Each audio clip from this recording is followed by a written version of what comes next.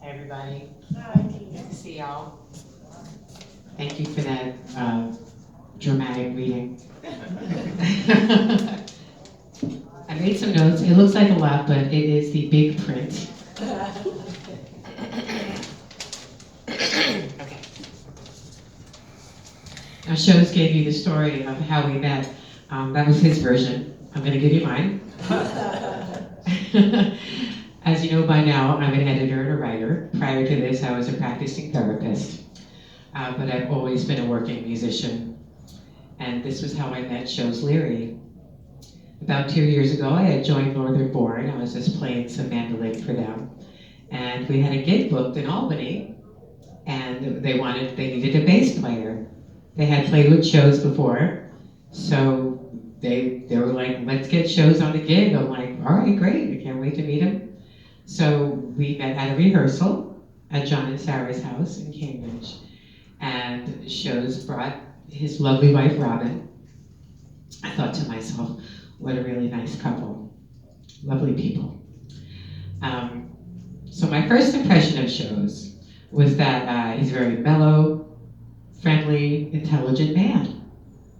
But he had this underlying intensity, this very present watchfulness that I just noticed, And so the rehearsal didn't go long because I don't know if you remember, you were struggling with what you thought was kidney stones at the time. And I thought to myself, wow, he's pretty stoic because I know that's painful. You also lost your wedding ring that day. I don't know if you remember that. They found it in the driveway, miraculously enough. So Shows actually didn't make it to the gig because he was a lot sicker than he thought he was, and almost died. Flash forward a few months. John and Sarah, now this is how I remember we got together the second time. John and Sarah from Northern Born shared a Facebook post with me. And they're like, check this out. And it was from the Tool Belt Jedi. I had no idea who that was. And he was a writer, and he was looking for an editor, preferably someone skilled in the history of the military during the Vietnam era. That's not me. But I was at the time ghostwriting a book for a Liberian refugee who had been through the ravages of war in the Liberian Civil War in the early 80s. So I felt maybe that would qualify me. The post, the call for an editor alone was so compelling that I was going to take a chance and reach out to this person and let them know that I was interested in the gig. So I reached out and we messaged back and forth, and he said, well, let's set up a call. And when we got on the phone, that's when I was like, oh, it Shows. I had no idea who Tool Belt Jedi was.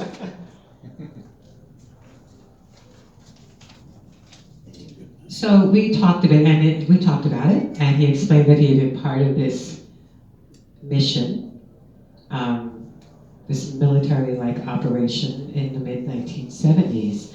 The story was going to, you had signed an NDA, right? And it had finally expired, and it was time to tell the story. I was intrigued. I was in. I wanted in. But I'm a professional, so I said, shop around, look, see what the other editors are asking, and, to take, because this was a big undertaking. I wanted him to make sure that I was the one that he wanted. So he came back to me, and I was very excited. I just wanted to read the story. So he said, all right, well, let's do it chapter by chapter. I'm like, okay, it sounds good. So the first chapter he sent me was the longest, and I dare say the most intense chapter in the book, which is saying a lot. It was chapter 24, March 1976, Camp C Recon. It was 12,941 words. As I read on, I'd like to say that I was prepared for the visceral jolt to my psyche, but in hindsight, I probably wasn't. If you've read the book, you know. However, I was hired to do a job, so I dove in. Shows calls his book Faction. To this day, I don't know how much of this story is fact and how much is fiction. But it was clear to me that I was getting a very intimate and often disturbing insight into a person/character that at the time very few others had yet to experience. I would be lying if I said I wasn't troubled by some of the content. There were some sleepless nights. During our correspondence, I would ask him questions like, how do you cope with these memories? What if they come after you for telling? And mostly, what about your family? What about Robin? What do you mean she hasn't read it?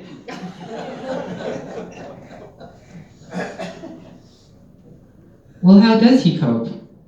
He told me it's the music that got him through. And it's the music that helps him maintain. And I can't argue with that. I mean, how many bass players does it take to screw in a light bulb? Just one. None. They're all too busy grooving in the dark.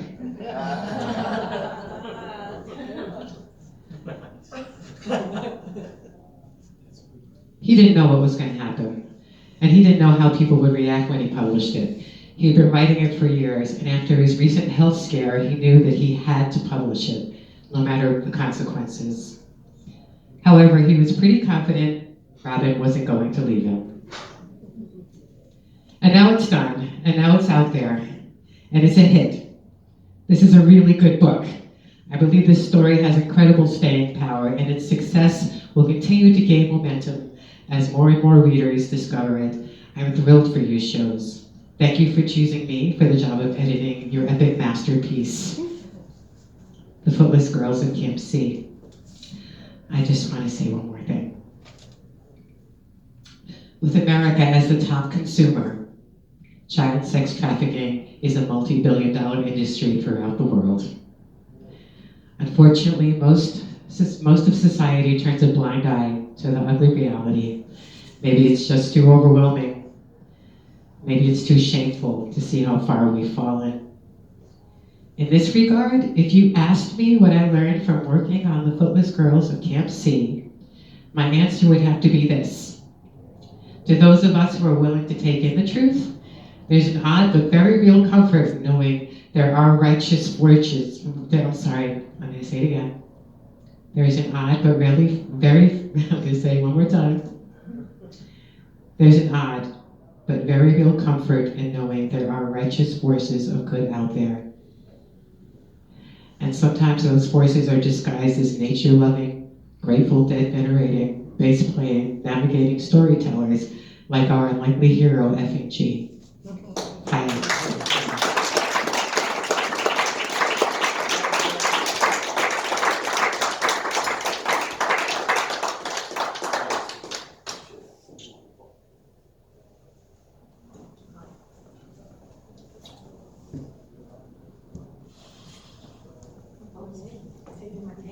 Thank you, Deena.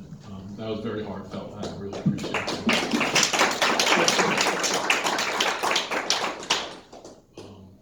Yeah, it's hard to reiterate it, to dwell on child sex trafficking and just abuse of, sadly, mostly women, but it goes the other way around too. Men get abused and boys get abused. I don't think there's anyone here that in any way appreciates that. And I'm sure anybody in my position would have done more or less the same thing if the opportunity came to you. I'm sure everyone here would step up for that moment and put an end to it. And I had my opportunity. I saw it. I took it, and I did what I had to do. I might have enjoyed it, and that's a weird feeling, but it is what it is, and I'm way well past that. I'd like to bring Mike DuBois up next and have a little presentation about the cover artwork. I didn't prepare anything. So. Come on up. Just want to, where does that sketch go? It's behind you. Yeah. Oh, so yeah, that too. Behind this fireplace. Sure. Oh, the sketch that you originally made? Yeah, It's tucked under there somewhere. Yeah, It's not digital. Did I pass it out? No, we had it up there. We had it. So what is, really slow. Yeah, I'm sure it's up there. Can you pull that out? Right, so I already kind of introduced Mike, so I'm not gonna go through all that again. But we're gonna pass that sketch around here in a minute, because it's tough to see. As Mike was listening to the audio book, he called me up one day with questions, and that happens all the time. I'm thrilled to take every question, critical or otherwise. And he was at the point where we were bringing the kids to drop off in the village to the UN medical mission, and he was listening to the scene of the huge guy called Frankenstein. Now, I didn't make that up. Mike was actually in a band that was called Frankenstein.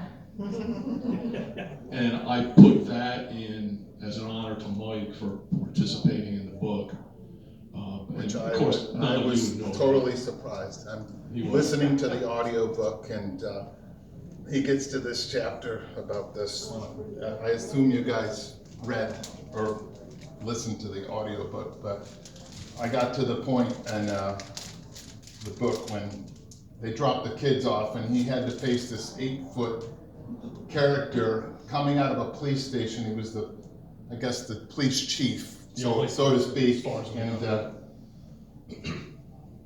and he said the guy's name is Frankenstein, and I rewound it, Frankenstein.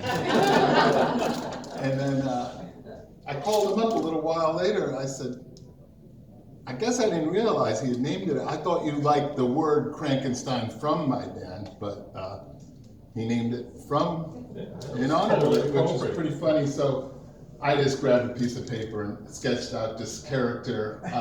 You guys probably all have a different vision, but this is kind of what I saw the guy as. No, Did you see him that way, Chip? I kind of did, and you really caught his guts. Oh yeah, as you know, the show's very detailed. Everything, the way the clothes are worn, the smell of the people, the way their hair is, their eye color, everything. I mean, this is like a 5-minute sketch, but I think it goes, and then you got shows back here with his vest and his weapons, the way he wore his boots and tucked in the pants and everything, and the way Frankenstein wore his gun kind of low, below his big gut and all that. Anyway, this was just a little present to shows for appreciation. When he called me and sent me the sketch for this, I hadn't read the book. He sent me a chapter or two, and I reviewed it, and he kind of told me what he wanted with the sketch, and so I just put it together. We went back and forth a couple of times, but mostly it was, I was trying to capture the feeling of the 1 or 2 chapters that he sent me, and long story short, I didn't prepare anything. I didn't know I was speaking, so I don't have an agenda, but you guys can ask questions about, I've known shows for probably 40 years we met through a mutual friend long ago and had lots of adventures and bike riding and other things, a lot of shows. And I never would have suspected this. I know his character pretty well, not as well as his wife, but pretty well. Spent a lot of time together talking in the woods. I knew he was a woodsman. I knew he knew how to navigate. He loves bragging about that, how he loves to read a compass and make his compass out of a stick. Sometime when we're riding, he'd have to get a stick. I'm like, shows, the sun's there, that's south. It's 2 in the afternoon. Oh, you gotta look with a stick and put it in, see the shadow. And he always had his snacks neatly prepared with his backpack. He taught me how to do that. I got my riding gear and with the inspiration of shows, and I was an avid outdoors person and hiker and biker as well. That's how we got along doing a lot of things. But shows were a little more organized in the carrying his gear than me. I carried what I needed to, but anything we needed, screwdrivers, he had it in that pack. He'd dig it out. So that reflected in the book. But I didn't get around to reading. I started reading the book a little bit in pieces. He sent me a manuscript, and so I knew kind of what it was. And then I got the book after it published, and I started reading it. And then he said, "Well, the audiobook's coming out in a couple of months." I'm like, "I'm going to wait for the audiobook," and I did that, and I'm really glad I did. And like he described it earlier, I love how it's put together with thoughts kind of echoing. 36 different character voices. How many of you guys, raise your hand, listen to the audiobook as opposed to read? I would suggest if you liked reading it, you know, at your convenience, the audiobook's great. The little bass lines before He and after. sings. You can hear him sing. Well, he does. Yes, He a little sings bit in the throughout, yeah. So I encourage shows to shop this around. I mean, he's had a lot of luck in producing it and getting it edited. He got a good artist to do the cover. Shop it around. This would be an amazing movie, you know? Oh, yeah. It's like a screenplay. When you listen to the audio book, it's really outlined, the way the characters are developed, the voices of the characters, the experiences that the characters bring into their life, like the Asian guy in Albany. Mr. Pie. Yeah, that guy taught shows a lot. Yeah. Do I believe half of this? I don't know. I've known shows long. It doesn't matter what's true and what's not, you know. And it's an amazing book, and I'm thankful shows brought me into it. I'm also connected on a spiritual level, not only with shows, but with these bands, because I've worked for all of them. And this was an instrumental, life-changing experience for shows, as you read and heard in the book. He'd taken acid a lot before that, but not the real thing until he got it from this guy, Owsley Stanley. And he had this experience at Summer Jam, and you know, he heard things a different way and became a bass player because of that. And so today I found this rare picture a friend of mine took, a photographer, of Jerry Garcia conveying something to Owsley Stanley at RFK Stadium 1974. He was at that show. So anyway, that's that. And so that's it. If anybody's got any questions. Yeah, please do. And I apologize, Deena. Deena should have an opportunity for questions too, but yeah, go ahead. Who's Sure. this? Is that Oh, shows? Oh, well, there's. That's the logo I created for the That's the Tool Belt Jedi. Joel Jedi years ago. He'd always talk about it. I want a character of myself with his tattoo is his hat. He's got a lightsaber with him. Right. He's on a mountain bike. Threw me off. And that shows there. Cool. Yeah.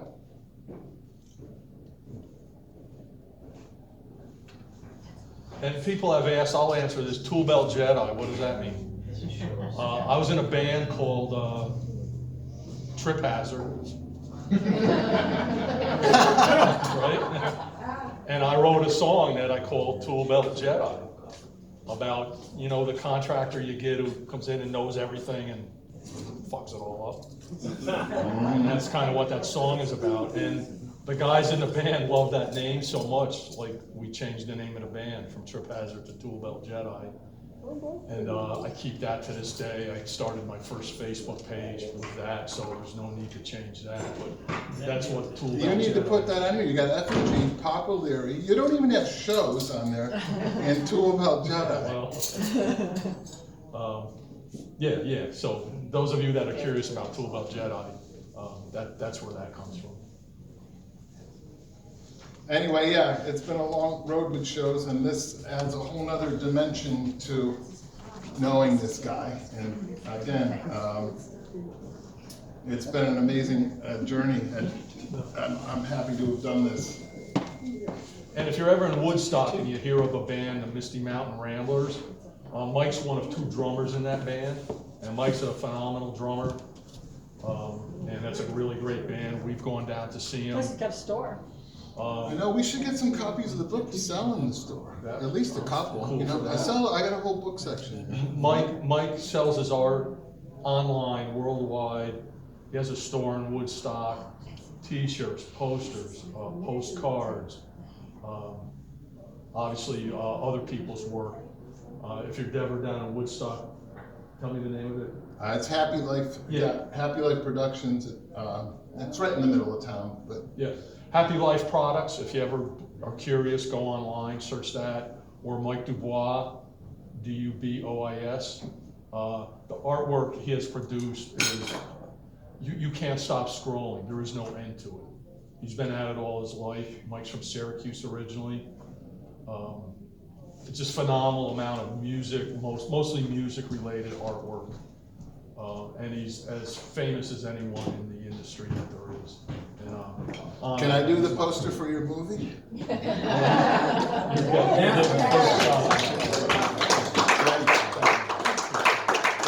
We got anybody that knows anybody, let's get that shown to a screenwriter, right? They have to. Yeah, that's what I'm working on. Cool.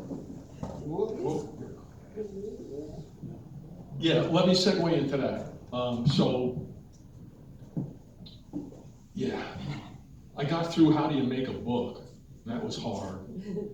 I got through how do you make an audio book. That was even a step up there. And not ever really thinking about it till really, literally like this summer. The feedback I've gotten is it's gotta be a movie. And I'm like, okay, yeah, I mean, I can see it, and I can see it, and I'm confident that it could make a good movie. I've been researching that and trying it out, and coming up with some roadblocks. You can't just send a book to a producer. First of all, you have no idea how to get it to them. You can't just, what is Steven Spielberg's home address? Yeah. The FBI will be knocking pretty soon. So you can't just send a book to a producer. They will only take potential scripts from agents or attorneys. Okay. Contact some agents. Well, you're kind of a nobody. It's your first book. No, I don't really handle first books. You got to be like, top 100 at least on the New York Times bestseller list. Call me back then. And you got to have a lot of good reviews on the various things. Now, my book's on Amazon, and you can review there, or it's on Goodreads, and you can review it there. I am working on an edition for Barnes & Noble right now, so eventually, it'll be out on that. What's the difference with Barnes & Noble? You have to do something different? Yeah, it's the exact, I sent them the exact same book with all the margins precisely, and they sent me an author's copy, and it was way misaligned. It was disgusting looking, and I couldn't in my heart put that out. And I've had a few letters back and forth with them, and they're saying, we don't know what the problem is, but that's what you got. That's what you gave us. But it's the exact same file that I sent to Amazon, so I'm working through that. But I'm also working on how do I possibly get this in the hands of the movies. So you can get a subscription. I didn't know this, and this may not be needful information to any of you, but you can subscribe for $1,600 a year to an online system that provides you with the attorneys or agents' names and addresses of all the famous people, be it actors, musicians. I wouldn't be surprised if Mike was in that. And that's kind of where I'm at now. $1,600 in a big scope of things isn't that much money, but that's a chunk of money for throwing a dart. But then I could at least get an opportunity to try and get it out to agents or attorneys. But again, the feedback I've gotten from the 4 people I've contacted is, we're not interested because you're a nobody right now. So, fair enough. So, I'm looking for that one magic moment where one of you says to somebody else, I read this really great book, and they say, they go buy it, and they're like, wow, this could be a movie, My Uncle Henry works in Hollywood. Maybe he would be interested in it. I mean, something like that could happen. I'm not banking on it. I mean, I'm working in my own magic in my own way in the meantime, but that's a struggle, figuring out how to get past that. And, you know, that's my new crooking a deer problem right now. It seems improbable that I can get through that, but I'm doing my best, and we'll see where that goes and how that goes. Okay, I'd like John maybe to just come up and give a moment about his participation in his wonderful song. And I'm going to play that song for you probably when John's done. John, hang on a second.